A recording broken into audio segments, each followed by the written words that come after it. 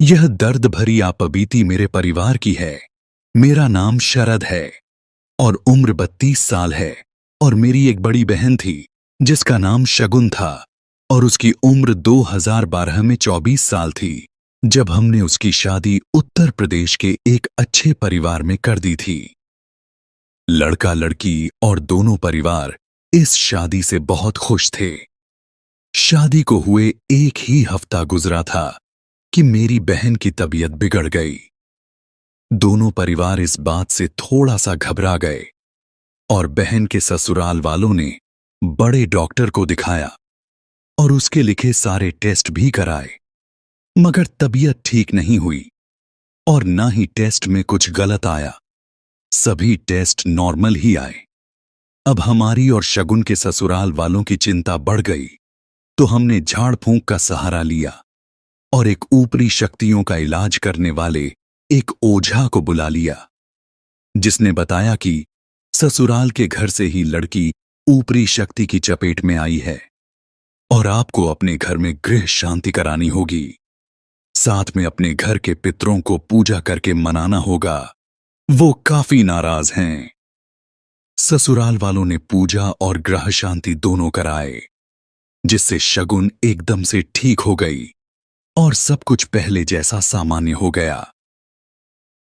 कुछ दिनों बाद शगुन जब हमारे पास यानी अपने मायके आई, तो उसी दिन पड़ोस में हमारे बराबर वाले घर में सुबह 8 बजे ही एक 5 साल की छोटी बच्ची छत से गिरकर मर गई। उसी शाम को शगुन छत से कपड़े लेने चली गई, फिर नीचे आकर सबको घूर कर देखने लगी और जमीन पर दोनों पैर पसार कर बैठ गई। हम सब चौंक गए और उसको उठाने लगे, तो वो तुतलाती आवाज में हमसे लड़ने लगी और फिर छोटी बच्ची की तरह रोने लगी। ये सब देखकर हम बहुत डर गए, क्योंकि पड़ोस वाली बच्ची जो अभी कुछ घंटों पहले ही गुजरी थी, वो बच्ची की आत्मा शगुन में आ गई थी, क्योंकि वो भी तुतलाकर बोलती थी, सबको ऐसे ही घूरती रहती थी और हमेशा जमीन पर बैठकर ही खेलती थी। हमारा दिमाग काम नहीं कर रहा था। ऐसा कैसे हो सकता है? अब हमें क्या करना चाहिए? बस ये दोनों सवाल ही हमारे दिमाग में घूमे जा रहे थे। घर से थोड़ी दूर गांव में पापा के एक दोस्त रहते थे। उन्होंने बहुत सारी सिद्धियां की हुई थीं, जिससे वो लोगों का इलाज करते थे और उनका इलाज आज तक गलत साबित नहीं हुआ था। तो पापा ने मुझे उनके घर उन्हें बाइक पर जाकर जल्दी लाने को कहा। मैं उन्हें लेने निकल गया और शगुन को रोने से चुप कराने के लिए घर वाले उसको चॉकलेट और केक देते रहे। उन अंकल के गांव में जाकर मैं उनके घर से उनको जल्दी अपने घर ले आया और रास्ते में ही उनको सारी बातें बता दी। अंकल ने आते ही कुछ मिठाई, फलों और एक अंडे से शगुन का उतारा किया।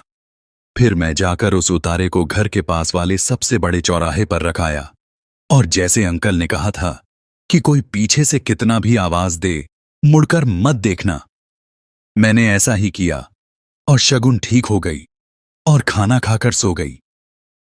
अगले दिन मैं और पापा उन्हीं अंकल के घर गए जो शगुन को झाड़ने आए थे। मैं और पापा शगुन की बार बार ऊपरी चीजों से तबीयत खराब होने का कारण जानने के लिए अंकल से बात करने लगे। अंकल ने बताया, ऐसा मैंने सुना तो था, मगर देखा पहली बार ही है। आपकी बेटी शगुन का मीठा खून है।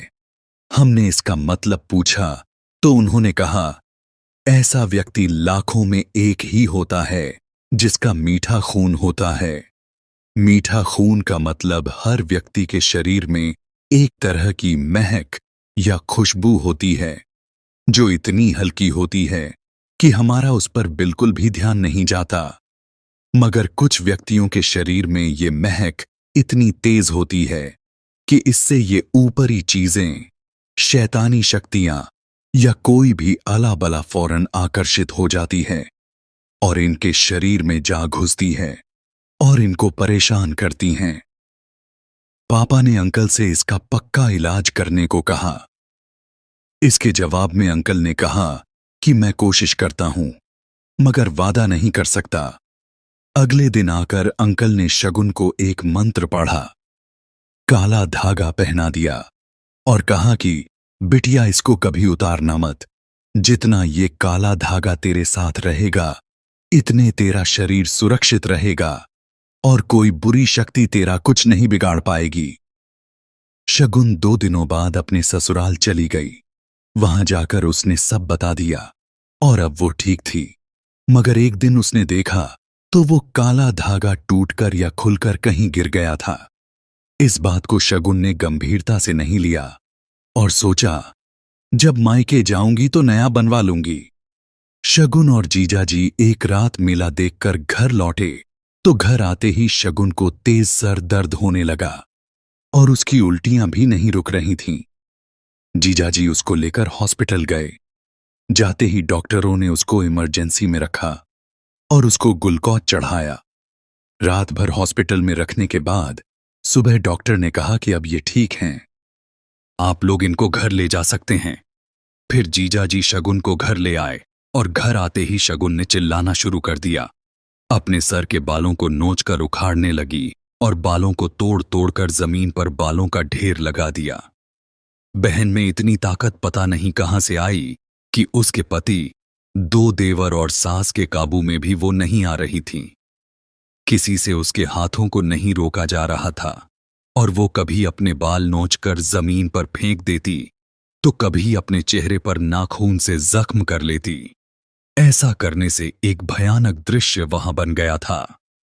उसके चेहरे से काफी खून बह रहा था और घर के पूरे फर्श पर शगुन के उखाड़े बाल फैल गए थे। ऐसा करते हुए उसको 1 घंटे से ज्यादा हो चुका था। उसके ससुर जी ने पहले वाले ओझा को बुलाया, मगर वो इस बार ये बोलकर चला गया कि ये मेरे बस की बात नहीं है, आप अपनी बहू को किसी और को दिखा लीजिए। मैंने अगर ये इलाज करने की कोशिश की तो मैं ही मारा जाऊंगा। ससुर ने फिर अपने किसी रिश्तेदार को फोन करके जल्दी आने को कहा। वो एक पहुंचा हुआ बड़ा भगत था, तो उसने आते ही घर के पितृ देवता और कुलदेवी का प्रसाद चढ़ावा दिया, जिससे शगुन को थोड़ी राहत मिली। मगर फिर अगले दिन उसने उससे भी ज्यादा हंगामा मचा दिया। फिर से वहीं भगत आए और इलाज करने लगे, जिससे शगुन हंसने लगी और भगत से बोली कि जिंदा रहना है तो यहां से भाग जा, इसको तो मैं लेकर जाऊंगा ही, साथ में तेरा नंबर ना लग जाए। मगर वो भगत वहां से भागा नहीं। उसने अपना काम पूरा किया और कहा कि इसमें एक नहीं 2 शैतानी आत्माएं हैं। एक तो बूढ़ा मौलवी है और दूसरा एक जिन्न है। दोनों मिलकर इसको ले जाना चाहते हैं।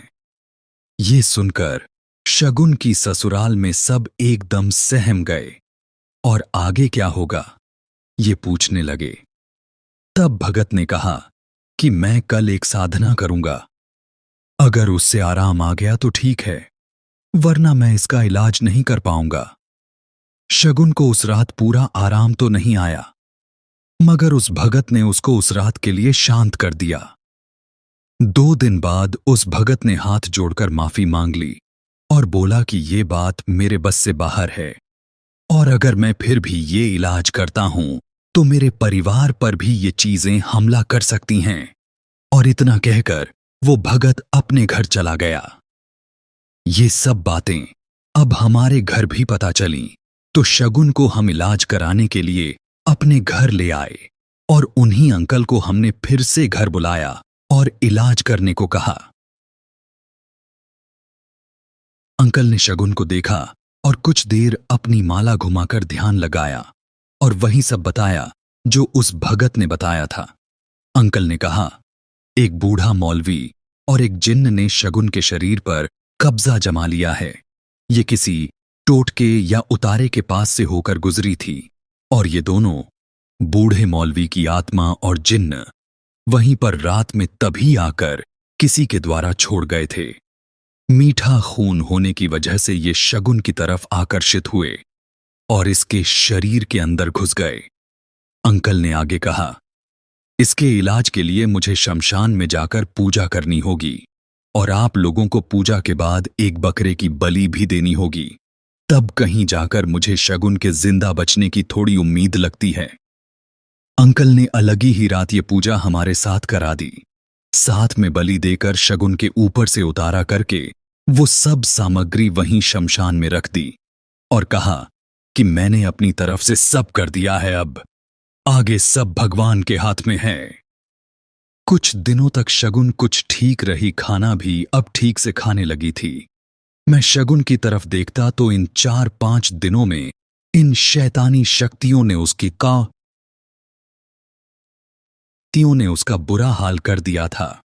दोनों आंखें अंदर धंस गई थीं। आंखों के नीचे सारी त्वचा काली पड़ गई थी। बाल ऐसे लग रहे थे जैसे आधे से ज्यादा उड़ चुके हैं और आंखों के अंदर लाल रंग भरा पड़ा था। मुझे मेरी बहन पर दया आ रही थी और मैं रोज उसके ठीक होने की दुआ भगवान से किया करता था। 3-4 दिन ही गुजरे थे कि शगुन को अब फिर से कभी सरदर्द होता तो कभी वो डरकर घर में ही इधर से उधर भागती। हमने अंकल को ये सब बताया तो वो बोले, लगता है हमारी पूजा का असर इतना ही था और अब शैतानी ताकतें वापस आ गई हैं।